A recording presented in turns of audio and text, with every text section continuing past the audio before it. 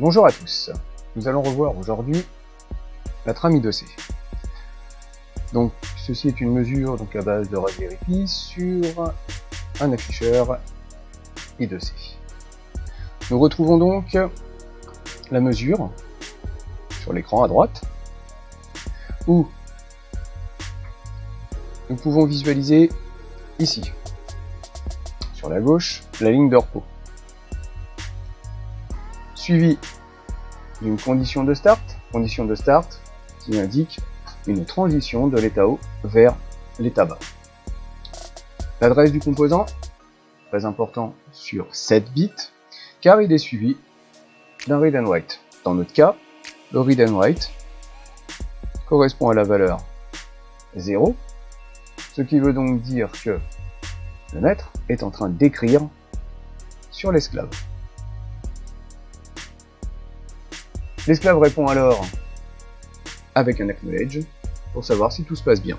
Puis, nous envoyons donc le registre, qui ici correspond au registre 0x09, sur 8 bits, suivi d'un acknowledge, et la donnée à écrire, qui correspond à 0x00. Nous terminons donc avec un acknowledge, puisqu'à chaque fois qu'il y a un paquet de 8 bits, nous avons donc un acknowledge, et pour terminer, une condition de stop, et enfin la ligne de repos.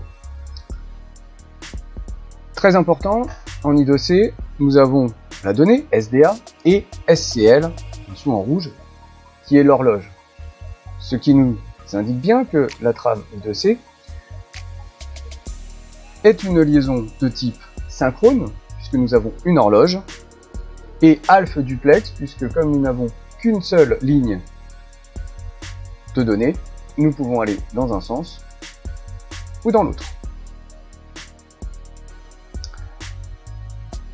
Histoire de vérifier le débit de transmission, pour cela c'est très simple.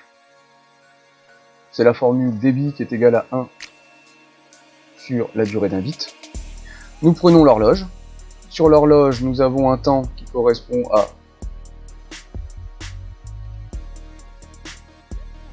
ici 7,9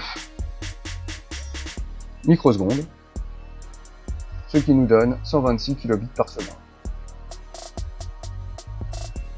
Voilà pour le petit rappel sur les trames I2C. Merci.